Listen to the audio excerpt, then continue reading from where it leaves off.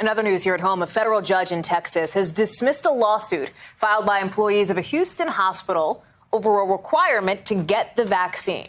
This lawsuit, filed by more than 100 employees of Houston Methodist, claimed these healthcare workers were being bullied into getting the shot. And look, that's unfolding as we're seeing vaccine hesitancy contribute to a new trend. COVID case numbers are no longer falling here in the U.S., and they actually seem to have plateaued, experts say. Now, part of the reason is that roughly a third of Americans are still reluctant to get the shot. Couple that with the new spread of a new, more contagious variant of the virus, the so-called Delta variant, first identified in India, now accounts for 10% of all cases in the U.S. And joining us now is Dr. Mario Ramirez. He's an emergency physician and managing director of Opportunity Labs. It's good to see you. Thanks for your time this afternoon. So give us a sense, how concerned should we be about the sort of combined influence of vaccine hesitancy and then the spread of this so-called Delta variant? So I think this is really, or it should be, a big concern for folks who are unvaccinated, Geoff. And what I've looked at over the last week or so is really what we're seeing in the UK right now, where this Delta variant has become more penetrant. And in that country that has a really high vaccination rate, they're seeing their case counts go back up. Now, it's important because the UK, primarily use the AstraZeneca vaccine, and we use the different vaccine, the Pfizer and the Moderna vaccine, which have been shown to be more effective against this new variant. However, what we have in this country are large geographic swaths that are not well vaccinated. And so I think for the Southeast, and particularly for folks in the Great Plains region, those are areas of the country that are going to be at big risk in about 6 to 8 weeks when this becomes more penetrant.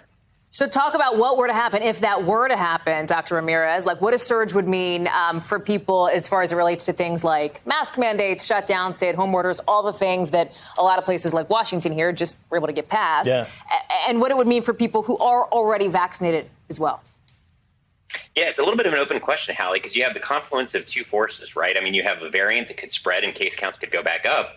But those are also primarily in states where the governors have put things and put laws in place that have said we're not going to follow any more mask mandates, and we're not going to require testing, and we're not going to require vaccine passports. And so you have this confluence of, really conservative politics with a potential rebound. And I do think there's a risk for this case or for these variants to cause a significant increase in case counts in those unprotected populations. And so it's an open question, whether or not governors are going to pull back on those requirements or whether employers themselves might choose to lean in a little harder and say, well, maybe seeing what happened in the Methodist case, we're going to require vaccines, or maybe we're going to implement a broader testing regime to try to mitigate this.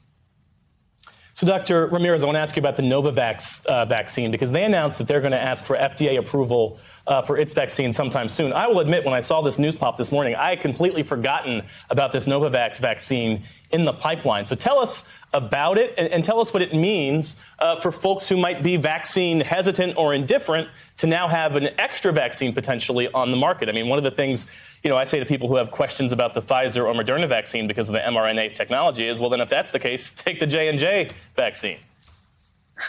So it is, overall good news, Geoff. This is the sort of fifth candidate that we've been tracking pretty closely and that the U.S. government invested in pretty heavily. And so it's good to see it coming through the pipeline. I think that it's unlikely to have a big impact on vaccination here in the United States because, as you mentioned, we have a number of other candidates that are already approved and are already being distributed. However, it's really good news for the rest of the world, however. And it's possible that Novavax may choose to sort of jigger their particular formulation or their code to try to sort of change for variants in the fall. And so, we may see this deployed a little bit later this year.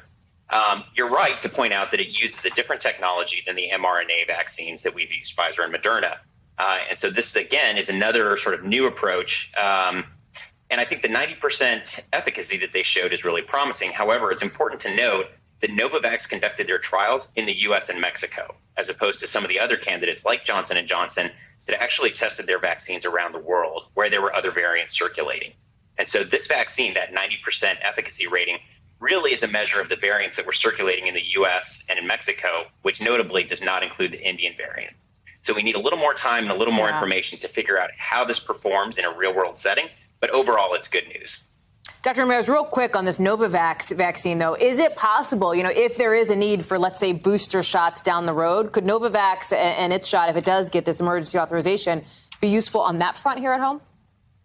Yeah, absolutely, Hallie. So importantly, the NIH just kicked off a big study about 2 weeks ago where they're actually comparing and trying to determine whether or not people can mix and match different vaccines. An open-ended question has been whether or not, if you got Pfizer the first time around, did you have to get Pfizer for any subsequent booster shots? And so the NIH is actually trying to figure that out right now. And depending on how that data sorts itself out, Novavax could become a big player in the booster shot market.